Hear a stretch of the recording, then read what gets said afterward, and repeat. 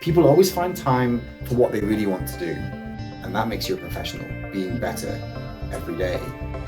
Welcome to the second episode of Season 2 of the World of Work podcast of the WoW, and I am joined by the very first guest who's kicking off the season, and that's Gareth Worthington, or rather Dr. Gareth Worthington, because as you will get to know Gareth, he is a very polyhedric individual who's kind of like saying, why settle for only one profession? If you have multiple talents and multiple things that you want to be engaged in and pursue, then you should pursue them if that's what you want. And as he says, people will always find time to do what they want to do. So let's discover a little bit more about the amazing story of Gareth. Hey there, Gareth. Welcome. Welcome to the World of Work podcast. It's a pleasure to have you in Season 2. You're actually going to be kicking off the season, by the way. And what I'd love to cover with you is one of the paradigm shifts that I'm particularly fond of, which is really this possibility of pursuing multiple professions in a lifetime. Now, perhaps nowadays it's a little bit of a unique thing, but I do think in the future it will most probably be a normal thing to do, to start, kind of going about your career in different pursuing different paths. And your path is so extraordinary because not only it's multiple, but it's parallel too. Yeah. So it's not even like pivoting careers here. We're talking about multiple careers at the same time. Juggling careers, yeah. Exactly. So definitely fascinating to have you on board with on the show. I just want to close this so we can see each other better. And before we start, I'd like to say a couple of words about you, and then we can kind of take it from there. So what I have here, and you're going to help me with this train of thought. So you are a trained marine biologist. Yeah. You have a PhD in comparative endocrinology. Yeah. Should I call you doctor, actually? Technically, yes, but it's okay. Okay, Dr. Gareth. For this interview, we're going to do Dr. Gareth. So, PhD in comparative endocrinology. You recently completed the EMBA. Yeah. Okay, at the Quantic School of Business and Technology, and then of course you've got multiple post grad certifications in pharmaceutical industry related disciplines. Now, you're currently in medical affairs. Yeah. Right. On new cancer therapies for the pharma industry. Mm-hmm. But you're also an award-winning author. Yeah. And I'm so delighted to have an award-winning author here on the show. And you're also a member of the Science Fiction Writers of America, the British Science Fiction Association, and the International Thriller Writers. Okay. And on top of that, because I do know quite a few people who are part of these associations, but what makes you particularly different is that all of your books are in development for TV and film. Yeah, they are. Mm-hmm. And of course, you are represented by an agent, right? I guess Renee Fountain and Renee Italia Fountain Gandolfo. and Natalia Gandolfo out of New York. Out of New York. You have 2 new books that are coming out very soon. Condition Black, written together with your co-authors Stu Jones. Yeah, Stu, yeah. And A Time for Monsters, that's your second book. And you've last but not least, here I have written that you are the founding board member of the Zuvian Media Group Incorporated, which is a unique books to film corporation. Yeah. And let me add on top of that, you've lived in the US, in Portugal, in the Netherlands, Singapore, currently in Switzerland, where we met. Yeah. You have hand-tagged sharks. I don't know what that means, but I'll be happy to Yeah, we'll get there. that. And you're trained in various martial arts, including, I'm going to pronounce this wrong, but here we go, Jeet Kune Do. Yeah. Jeet Kune Do, Muay Thai. Muay Thai, yeah. Muay Thai. And help me with the other MMA. MMA, mixed martial arts. Okay, mixed martial arts. So, ladies and gentlemen, I know this is not a live show, but if it were a live show, I would say, I'm blown away by all of this. So tell me your story. Tell me your story from your perspective, like from marine biologist, Yeah. PhD in endocrinology, a profession in the medical affairs field in the pharma where we met, Yeah. and at the same time all of these other Yeah. interests and passions and talents, Yeah, Gareth. I mean, life just kind of takes you on strange paths that you don't necessarily expect. So I started wanting to be a animal behaviorist. I grew up watching David Attenborough on TV, all the BBC wildlife shows, and I really wanted to be the guy with a camera out there filming animals and learning about their behavior. And that's what I grew up watching, and so that's why I studied marine biology in the first place. Okay. And then from there, I skipped my master's and went straight to PhD. And actually, my first PhD, I don't have two. The first PhD I started was in the breeding behavior of ghost knifefish. That was my original PhD. But my supervisor left me after 3 months and went back to Germany and said, hey, you can either come or, you got to find another PhD. And so I was in a bit of a quandary at that point. And there was a professor at the University of Manchester who had a spot open in his team. And Okay. his team were interesting and unique in that they used fish as a biological model to study endocrinology and other hormone systems in other animals and in humans. And so that's kind of where the transition happened. It went from a very kind of behavioral based PhD into a very lab based PhD. And I worked on the role of parathyroid hormone related protein in calcium homeostasis in this particular fish model. But PTHRP is also a big component of certain cancers.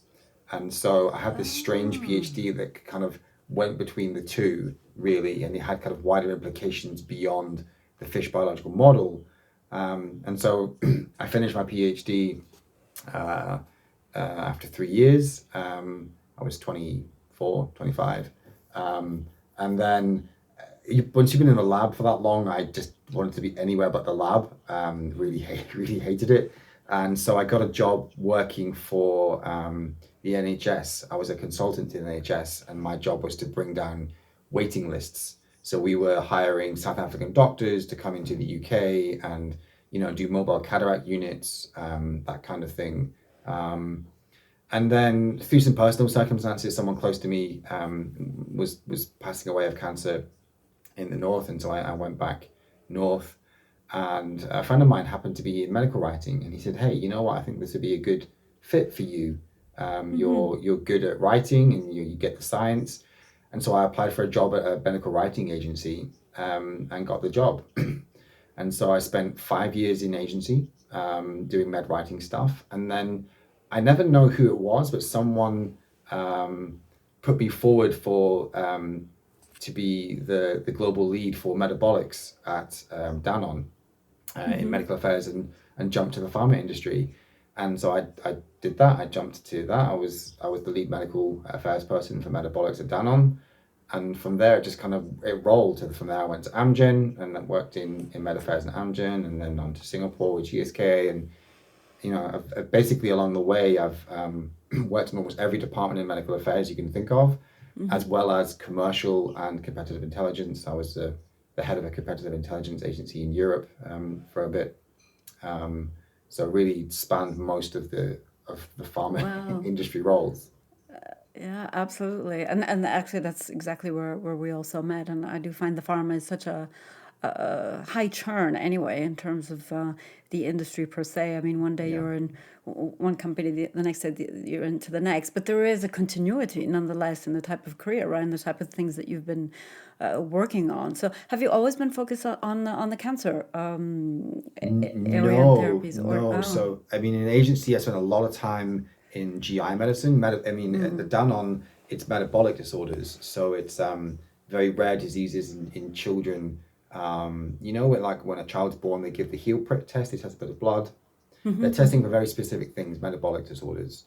So if you've ever looked at a bottle of Coke, and it'll say on the bottle of Coke, contains a source of phenylalanine, Okay. right? If you have looked at what it says that. The reason it says that is because certain children have a disease called PKU, where they cannot process phenylalanine.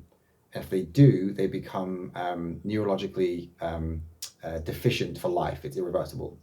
But if you remove that from their diet for life, then they're perfectly neurotypical. Oh. And so there are 100 or so of these diseases, these metabolic disorders, where they can't process certain amino acids or certain things. And so Danone was focused on creating foods and drinks for these children. And it sounds really basic, but it was my favorite job I ever did. Yeah, so I worked in there. I worked in cardiovascular medicine for Pfizer. I did GI for Shire. Before I was at Shire the first time, I used to work with Shire. Yes. Oh, okay. Yeah, I was a consultant for Shire. It is a small world, isn't it? Yeah. Okay. Yeah. So yeah, I've run the gambit in terms of like therapy areas as well.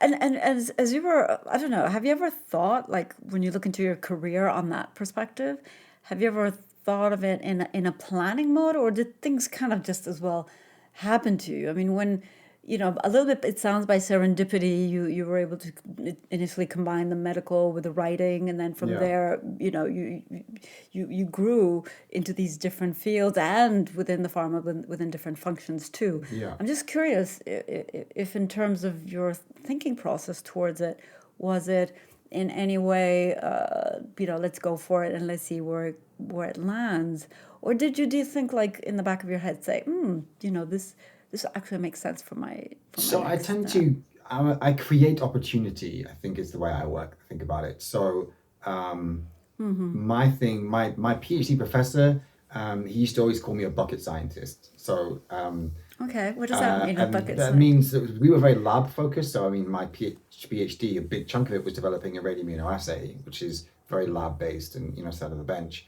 But when I wrote my thesis, my whole thesis was, who cares? Like, I know this tiny thing. What does it mean to the whole organism? What does it mean to this? And that tends to be how I've always thought. So when I go into a role in an organization, I'm like, great, this is my role. This is what I'm doing. But what does it mean to my department? What does it mean to this function? What does it mean to this company? And I always find myself sticking my nose in other people's business and trying to connect dots. And that ends up being the role that I make for myself. So the reason I've got so much diverse experience is because I make it so. And I want to understand the bigger picture, the strategy behind something. So yeah, I think that's kind of how I work. And that's super important because actually what you're saying, because quite a few people, when they reach out to me, they say, I feel like I don't fit into a box, or I feel like, if they're applying for a job, or there's the classical job description, and Yeah. and us in HR, the beloved HR colleagues. But anyway, so we're very good in job descriptions and kind of Yeah. saying, these are the qualifications, what's needed, etc. And quite a few people are kind of like, they don't necessarily fit into one given job description. What you're talking about is very much in line with that, which is not only kind of sticking to what that job actually is, what your role accountability is, but also looking across and saying, okay, well, how's that connected to other parts of the organization? But to step into an organization, what would you recommend, let's say, for those who are applying today? And it's a bit of a complicated market out there. I guess, I mean, the job description is kind of like the baseline. You shouldn't be applying for it if you can't do that, right? And that's kind of how it is for every candidate that you're up against. That's the baseline. It's the kind of, we're expecting you to be able to do that. All of my questions to someone I interview are almost nothing to do with the job spec, because as if you can't do that, you shouldn't be here. I'll ask a few just to double check that they can do what they say they can do, and then beyond that, it's much more about the strategy and the company and the department and the co-workers and how they're going to fit, what else they bring to the table, for me. And so that's, people can say I don't fit in a box, and that's fine. But understand you have a job to do, and you have to do that job. That's your baseline. And that's what you have to do. So do that well, and then that will earn you the respect to be able to do things outside of it. If you can't do your baseline well, then you're never going to get the respect to stick your nose in other people's business. Very true. That's a little bit the ticket to ride, you know. That's a bit Yeah, the entry ticket, right, and exactly. and it's true. You do have to prove yourself at least in the first 100 days, and Yeah, in those 100 days, some folks tend to underestimate that a lot in terms like the first 100 days in the company, yeah, or in a new job within the same company. By the way, too, yeah, right? yeah, It's not because you've already been in that organization for a long time that automatically when you're shifting from one job to the next, that automatically you'll be able to do that just as well as your previous role. yeah. So okay, and tell me, how does the writing fit into all of this? Tell me about this other side. So I've been writing since I was a kid, and pharma, as you know, can be very restrictive, particularly in medical affairs. It's very has very rule driven about what you are and not allowed to do. So your creativity side is Absolutely. somewhat stymied, necessarily stymied, for what we do. And so I used to write on the side for myself, and I wrote a book, a series of short books, I guess in, oh geez, when was that? From 2009-ish, I started writing again. After all my education, I got back into writing. I self-published, and then someone said, hey, you know what, you should try and get an agent. This is good. And I thought, okay, I'll give it a try. I mean, it's quite hard to get an agent. But I targeted a couple of I thought would work well, and I think it was my second or third query letter. Um, a lady called Renee Phantom, picked up the phone and was like, "Hey, let's have a conversation." And she tried. She took me on board. I signed with her, and we tried to sell my books. The ones I'd already written, I kind of expanded and tried to sell those. And honestly, that didn't go well. The publishing industry is very difficult. It's very hard to break a new author. Absolutely. And she was very honest with me, and she said, "Look, we've tried for a while, and I don't know that we're going to be able to do this." And I'm like, okay, well then we tried. And I think, and I love this about life. This is kind of how I live my life. I sent a tweet out about it, just like, hey, it's a shame this would make such a cool movie, something along those lines. And then a woman called Atalia, who knows Renee because it's her agency, but never actually had anything to do with her, replied and kind of said, what have you got? And so I replied back to her, and we had a little to and fro. And she spoke to a producer friend of hers who works with like Hollywood and publishing agencies. And Okay. she said, let's get you connected. And the next thing I know, she's like, you know what? I'm setting up a company, a publishing company that specifically publishes books to sell to Hollywood. Would you be interested? I like your story. I think it would work. And I said, sure. So we did that, and we published my first book in 2017, Children of the Fifth Son, the first book. And from there, I got more and more involved with her. It was kind of early days. And I kept offering help, again, sticking my nose in. So I just kept saying, hey, you know what, you want help with that? You're kind of setting things up. You want some help with that? I can help with that. And she kept laughing and saying, be careful what you wish for. And in the end, I got fully involved, and she said, I'll give you a role, and she made me director of business development. And I'm essentially, so I bought into the company, I bought shares, helped fund it to get it started up. And I'm essentially, they laugh that she jokes that I'm kind of like the face that she flies around the world. So whenever someone needs to be face to face, she sends me. So I go to New York, book festival. I go to the book expo. I go to see some of the Publisher Weekly guys, who are the big trade magazine. I go to meet them face to face, and that's kind of my job. I vet the manuscripts. I help with the marketing, And you write at the same time. So write at the it's same like, time. how do you do all of this? How many of you are there out there? I mean, Dr. Gareth, tell me, I think in those labs, you've probably been cloning yourself or something like that. What's your secret, really? Honestly, people, it's always about sacrifice. It's about what you want to do. Yeah, yeah, So yeah. everybody has exactly the same amount of time in the day. Very correct. So it's about how you use it, what you choose to do with it. I'm a very restless person. If 2 hours have gone by and I'm not doing something that I feel is worthwhile, then I'm kind of like, what am I doing?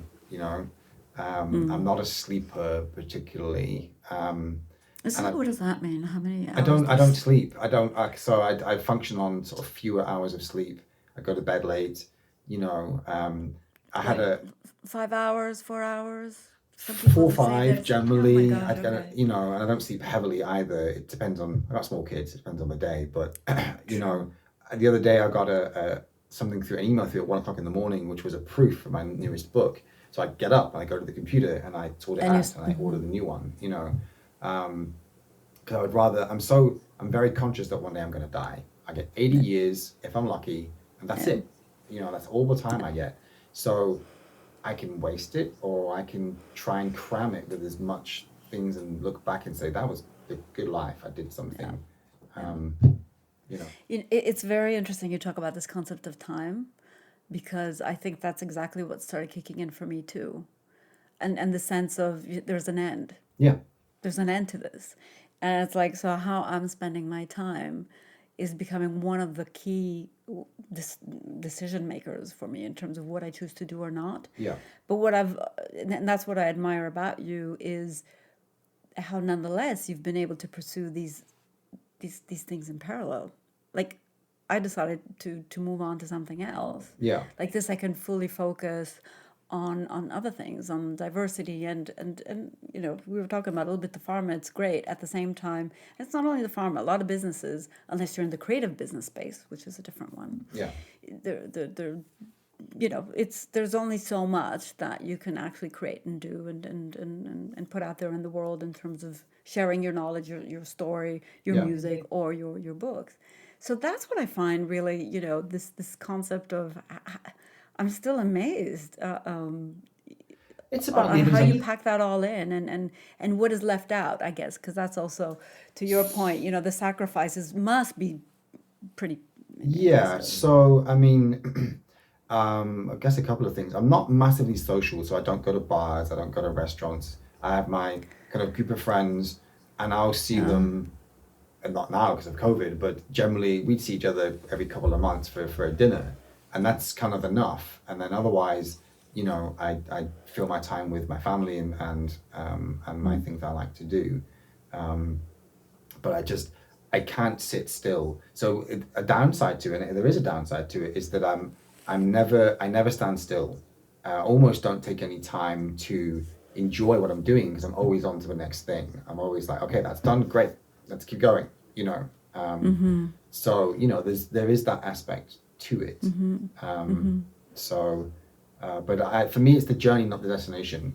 I like doing it. I mean, when I finished my PhD, I didn't even go to a ceremony. I'm like, great, done, let's keep going. That was a stepping stone to where I'm going. Wow.